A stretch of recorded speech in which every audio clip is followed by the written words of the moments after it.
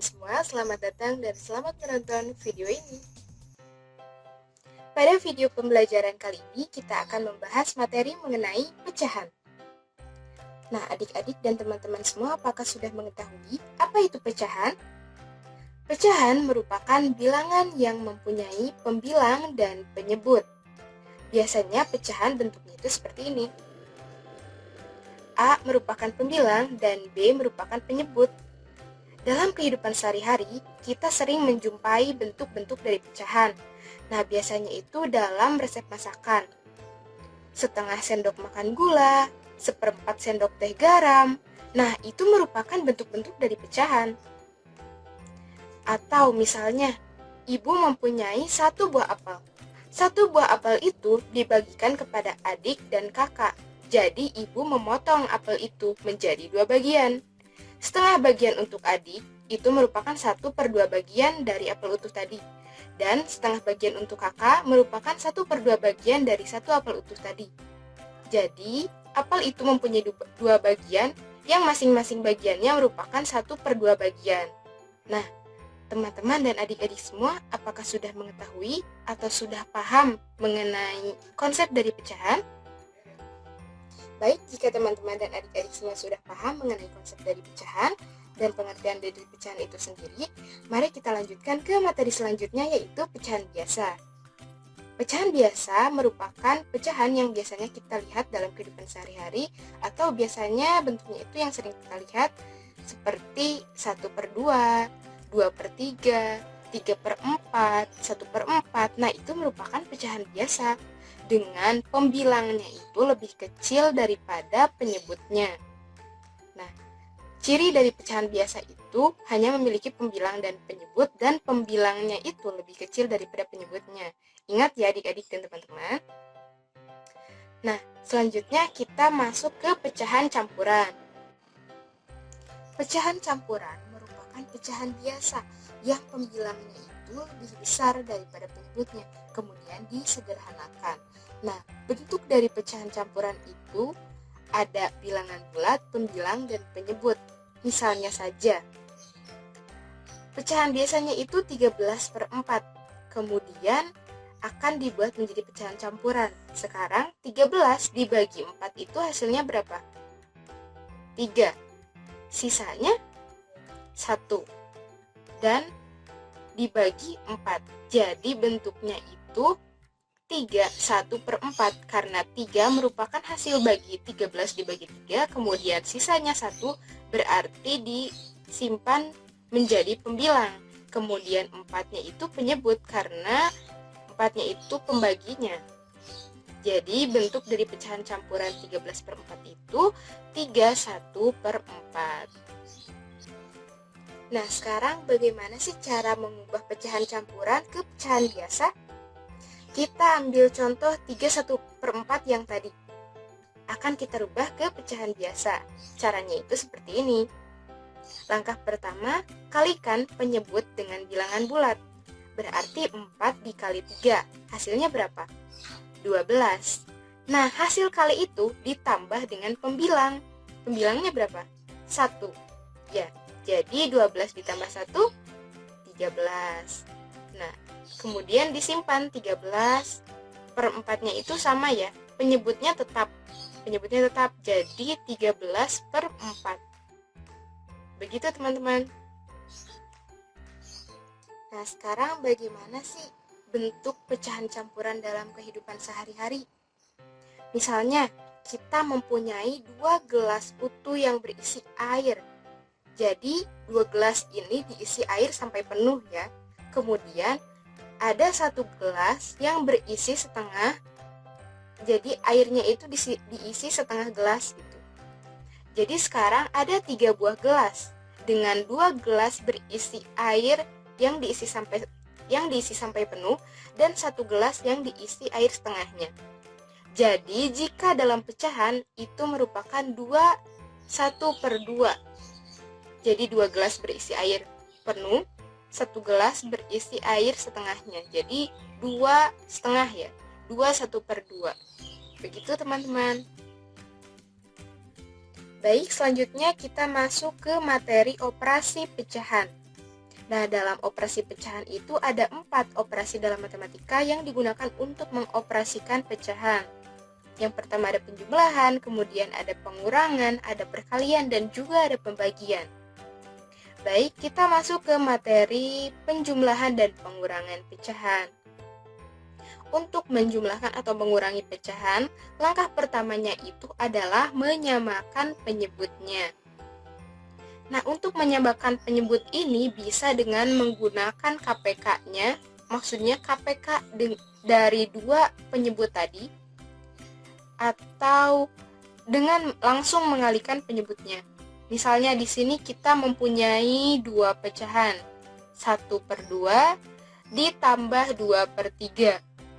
Jadi, disamakan dulu penyebutnya, misalnya dengan menggunakan KPK-nya. KPK dari 2 dan 3 berapa? Ya, betul, 6. Nah, sekarang 6-nya itu menjadi penyebut baru. Atau misalnya kita kalikan langsung deh si penyebutnya. 2 dikali 3 berapa? Ya, betul, 6. Jadi 6-nya itu menjadi penyebut baru. Selanjutnya adalah membagi penyebut baru tadi dengan penyebut lama. Kemudian mengalihkan dengan pembilangnya. Jadi begini, 6 dibagi 2 itu berapa? 3. Kemudian 3 dikali 1 berapa? 3. Ya, jadi sekarang 3/6. Ditambah, dibagi lagi tuh yang 6-nya. 6 dibagi 3 berapa? 2. 2 dikali 2 berapa? 4. Sekarang jadi 3 ditambah 4/6. Berapa tuh? 3 ditambah 4 berapa? Ya, betul, 7/6. Jadi 7/6. Ya, betul. Sekarang 7/6-nya ini bisa tidak disederhanakan? Bisa dong. 7 dibagi 6 berapa? 1. Sisanya berapa? 1/6. Ya, jadi itu bisa kembali menjadi pecahan campuran karena pembilangnya itu lebih besar daripada penyebutnya. Jadi 1/6. Baik teman-teman dan adik-adik semua, kita masuk ke materi selanjutnya yaitu perkalian pecahan. Bagaimana sih cara mengalihkan pecahan? Lebih gampang loh teman-teman dan adik-adik semua. Caranya itu dengan mengalihkan pembilang dengan pembilang dan penyebut dengan penyebutnya. Jadi kita tidak perlu menyamakan dulu penyebutnya. Karena tinggal atas dikali atas, bawah dikali bawah.